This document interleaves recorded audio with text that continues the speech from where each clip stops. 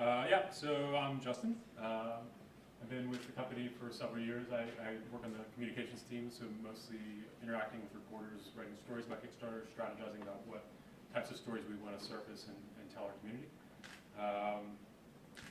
We're a small team of about 85 people. We're based in Brooklyn. Kickstarter's mission is to help bring creative projects to life, and we're really focused on those things, creative projects. These are the three founders of Kickstarter. Perry Chen in the middle had the idea for Kickstarter. We launched 5 years ago, a couple weeks ago, April 28th, 2009, but the idea goes back well before that. Perry was living in New Orleans, had the idea to throw a late night concert. It was going to cost him a certain amount of money to get through, and it just was prohibitive, so he decided against doing it, but this idea stuck with him. What if there were a way to determine if there was sufficient interest in an idea, and so people could raise their hand and say, yes, I'd pay for that, and then you could sort of eliminate the risk or mitigate the risk and move forward with it. We realized later on that this idea is actually not new. This is the early inscription of a book by Alexander Pope from the 1700s. It turns out 750 people subscribed to his idea before he put pen to paper, and he was able to write a translation of the Iliad that still endures today. A couple hundred years later, this idea was still in place in the late 1800s. Joseph Pulitzer, who was a publisher of a newspaper, had the idea to erect the Statue of Liberty through donations from the public. So the Statue of Liberty itself was a gift from France, but there was no pedestal to erect it. So he put out a call in his paper, and more than 100,000 people donated $1 each, and they were able to make that happen. So yeah, our focus again is creativity. These are the 13 creative categories that we have on site at the moment.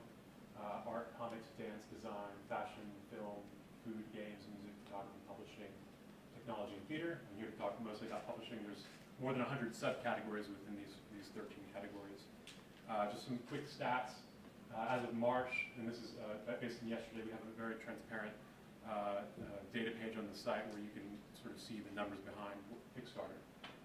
As of March, we have $1.1 billion pledged to creative projects across the site, more than 60,000 successfully funded projects. And then the next line is about the community of backers, the people pledging money we call backers. More than 6 million people pledged to a project, and then 1.8 million have pledged to at least 2 projects. So why would you use Kickstarter? I think there's many different reasons, and there are many different reasons for different types of people that are using it. Quickly, creators are people that are launching projects, whether you're a journalist or a filmmaker or entrepreneur. I think they enjoy the creative freedom to create on their own terms and the ability to sort of build a community of support around the idea. Backers are people pledging money. They enjoy the agency to voice the kind of culture they want to see exist in the world, and they get a closer connection to the creative process. And then culture itself benefits because it enjoys a greater diversity of funding. We know that more funding options means more ideas get funded and you get a more colorful society. So specifically journalism. So journalism is interesting. There's several different subcategories within publishing that comprise the journalism field. Specifically in journalism, we've had 964 projects as of yesterday successfully funded. There's also a subcategory of periodicals. So this would be magazines and online magazines. And then finally, radio and podcasts is another subcategory within the publishing field that would comprise journalism.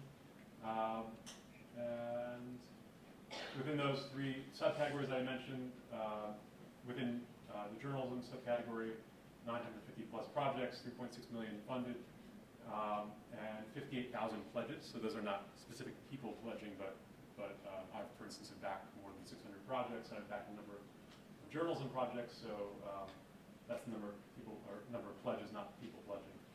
Periodicals has had a similar number of projects, about 800, and a similar amount of money, $3.8 million pledged. And then radio and podcasts, 350 projects, 3.5 million, and 75,000 pledges. This chart on the left is not representing these numbers. It's actually just giving an idea of what the different categories on Kickstarter, so you can quickly see. Theater up top there's been more than 5,000 projects. Technology, just about 5,000, and then publishing is the category I'm talking about now, which is altogether like about 17,000 projects. And these three subcategories within publishing are just three. There's children's books, there's all sorts of other comics, there's all sorts of other things within publishing. I try to give some thought to the breakdown within journalism, podcasts, and periodicals. I identified four sort of types of projects that we'll go through real quick. The first one's citizen journalism. So this is an early project from 2010. This guy, Ted Rall, he was an editorial cartoonist.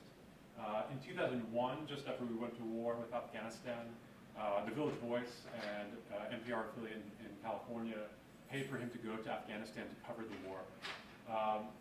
In the 10 years since that, we were still at war with Afghanistan, and the media landscape changed quite a bit, and there was less funding. So he went back to the same places, and no one would fund his trip to Afghanistan to cover the insurgency in 2010. So he came to Kickstarter, and he was able to raise $25,000. This is an example of one of the rewards. One of the things I didn't mention is that Kickstarter, it's not quite a donation, it's not really philanthropy, it's not investment either, and it's not quite consumerism. It's sort of a fourth way of transacting, and we call it backing, pledging, and so there's always a value exchange. So in exchange for money, the backer receives something. They get the opportunity to help bring something new to life, which is there's value in that, but they also tend to get a reward. One of the rewards that he offered was for $10, and you get updates from on the ground. So this is an early citizen journalism project we saw. Then a couple years ago during Occupy Wall Street, a number of people rallied, media makers rallied and decided to cover the movement from the ground, and they were able to raise $75,000 to create a 4-page broadsheet that covered the movement. We also saw the Occupy Boston Globe emerged, and a number of other types of these projects. Here, $25, a common reward would be a copy of the creative work that's being produced, whether it's a film, a watch, or the Occupy Wall Street Journal. Experimental stories, this is kind of broad. We saw Planet Money come to Kickstarter a couple of years, I guess last year it was? Yeah, last year this time. And they had an idea for a really experimental series of stories to explore the global supply chain through the manufacturing of a T-shirt. From the cotton to the sourcing the cotton all the way to getting the T-shirt in people's hands. And so the idea was, there's one reward tier for $25, and you see 20,159 people pledged $25 each to get the T-shirt itself, and then they had a series of stories exploring this whole issue. And then another interesting one on the experimental front was ProPublica. They had an idea where they wanted to explore the intern economy. So sending a series of people across the country to hear stories about interns. These are stories that may not have worked with their editorial calendars, or perhaps they would have been risky for editors, but they can go to Kickstarter and determine whether or not there's an audience, and then they get the funding and see if they should move forward with it. It's equally useful to know if the project doesn't reach its funding goal. With Kickstarter, it's an all-or-nothing funding mechanism, so if you're the one setting the goal, they set the goal at $22,000. If at their deadline they had not reached that goal, then nobody's credit cards would have been charged, no money would have changed hands, and they would have walked away knowing that there wasn't quite a market for this, and there would have been no risk moving forward. They did reach their goal, and so everybody at the deadline was charged, and they received the $23,000. A couple others are new publications and platforms.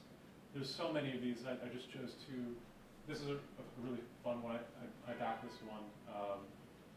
It's called Local. It's just a small quarterly. A team wanted to go to small towns across the U.S., and each issue would be focused on the issues from those small towns. So the first one was a town called Jersey Shore, Pennsylvania, which exists. And they created a beautiful print quarterly, and they continue to move on. Trying to see what, for this one, for $75, they created you get a copy of the quarterly, but you also you get personalized portraiture made on recycled cardboard of you or a family member or Ira glass. And so people get very creative with the value exchange and what they're offering people in exchange for pledges. Another small one, $8,000, 222 people back Chickpea. They did a second project.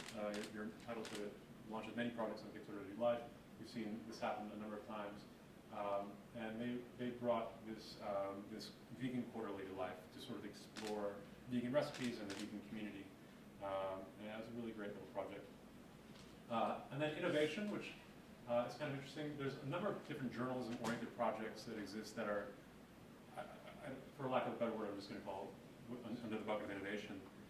This is a really interesting one called the FOIA machine. The Center for Investigative Reporting had this idea to facilitate FOIA requests, Freedom of Information Act, getting these sort of the complicated process for filing and tracking public record requests, and they created a way to sort of automate that. And for $10, you have your name as a contributor on their website. 2,000 people pledged to this to make it come to life. Homicide Watch was another one. The premise there was that, I guess, there's a number of homicides in Washington, D.C. every year. Not every one of them makes the news. They wanted to create a database and a way of tracking every single homicide in D.C. for a specific year. For $175, they were going to offer you all the data, and you can do with whatever you wanted. A couple more for journalism was a project that this guy Dave had to create educational materials around the next generation of news application developers. So, integrating maps and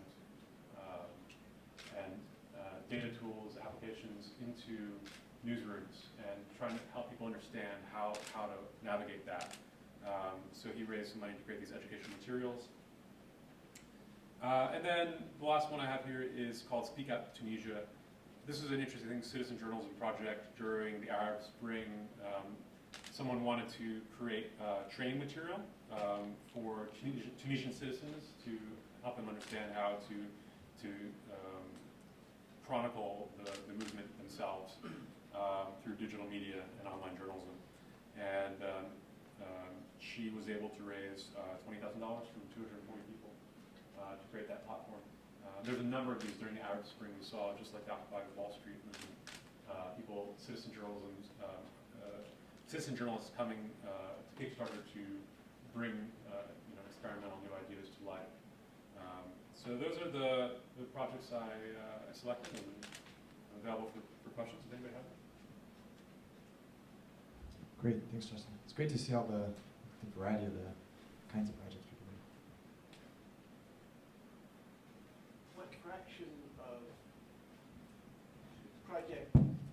What fraction of projects are not funded? Sure. So there's been 160,000 launched projects, people that came to Kickstarter hoping for funding. 44% of them are funded. So the majority are not funded. What's interesting is that of the 44% that are funded, the majority of the money goes to them. So about 90% of the dollars pledged of that 1.1 billion actually went to that 44% of successfully funded projects.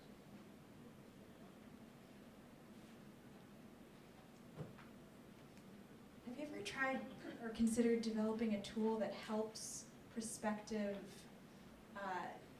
people or prospective, people participating in Kickstarter to gauge what an accurate budget might be to help them with that process? Yeah, 100%. We still view this as the first chapter. We're 5 years in, but it still feels very new, and we're constantly thinking internally about product ideas that can help people better bring their project to life. And that's certainly one that's been tossed around from time to time. I would expect to explore that further now. Sure.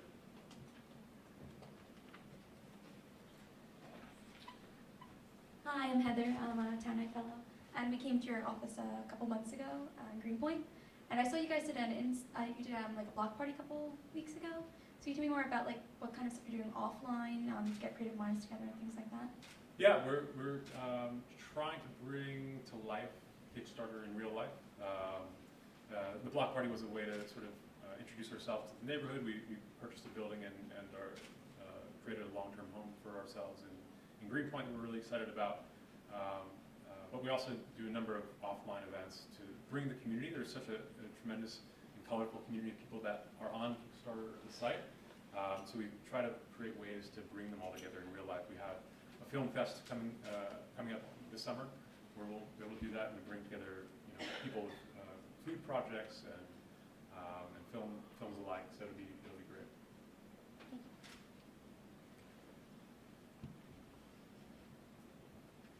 I'm just curious on your take on the sort of specialized crowdfunding sites that have arisen. There's a bunch in the journalism arena. Vorno, there's a new one for investigative journalism crowdfunding. There's a variety of other projects like Beacon that allow you to subscribe to people. Yes. How do you see the landscape and what do you think are some of the pros and cons for journalists who might think about using a specialized crowdfunding platform or someone else in another field, a specialized platform for that, as opposed to using Kickstarter, which is maybe has a bigger audience but is more aimed at a more general kind of audience? The first thing I think is that it's a great thing. I mean, I think the more proliferation of these things we have out there, just the better it will be for creators in general. They'll have more opportunities to fund in the way that they need to fund. I think for Kickstarter, one of the benefits of going there is just the community. We know we have a growing network of people that are coming back to Kickstarter. They've come for the first time because they've been invited by a friend who's created something, but then they're inspired to come back and search for projects. So there's been more than 1.8 million of those people. And so all eyes are on Kickstarter, and I think you'll have a better chance of success or funding there. Would you recommend these for nonprofit initiatives? I work for a nonprofit TV network, and they've given us a grant for like 5 years. So, would you recommend creating something? And actually, do you have to have a video on there? Because I've noticed you have videos. Sure. The second question first. You don't. It's not necessitated that you have a video, but we know from our data that projects with a video tend to do better. The second question, or the first question about nonprofits, certainly. There's a number of nonprofits. I think NPR have had multiple projects. I think one of the things about Kickstarter, it doesn't need to be all of your funding. It could be complement other funding avenues. So you might get grants from organizations, or you might have subscription. Kickstarter can complement that. We've seen a number of PBS shows that have used Kickstarter to help with a specific episode or a series. That could be very helpful. Okay, thanks. Sure. Last questions? Hi, how you doing? I'm curious how important it is for what's offered in exchange for the donation to be a core part of the project or business, or if it can be a really tangential thing. Do you see that impacting success? Yeah, I think the most successful rewards are the ones that draw the backer closer into the creative process and give them a sense of this behind-the-scenes look.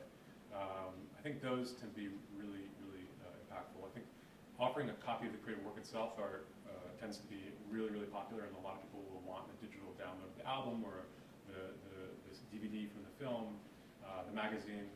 We want to think about the cost of delivering those things.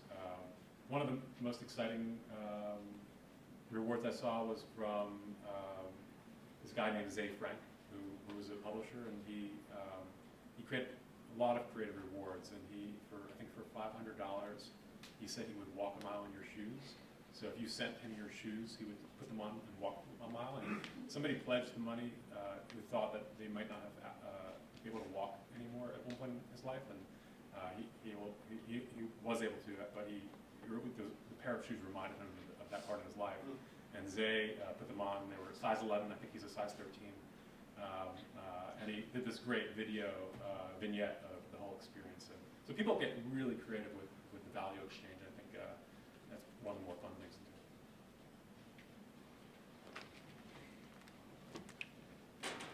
Hi again. We were looking at Patreon the other day in class, and I'm not sure if you're familiar with it, but it's basically the way that you can fund things on a continual basis. So month over month, a girl will be getting, you know, $3,000 a month to keep doing what she's doing. Do you guys see that as like a competitor, or do you see at some point expanding to where you're continually funding projects and not this, you know, it starts now and you have an end date? What do you see? Where do you see going next with Kickstarter? Sure, yeah, I think that subscription model, like, you know, I think it's very similar to NPR. Maybe, you know, every year during the pledge drive, you'll pledge. Kickstarter is very project oriented, so it's got a finite thing that's going to tangentially come to life. But I think it's complementary. I think you can do both. I think it's a good thing. And are you hiring? Please, anybody pass along our team page or jobs page. We're constantly hiring and love for talented people to come to Kickstarter. Great, thanks Justin, that's great. Thanks.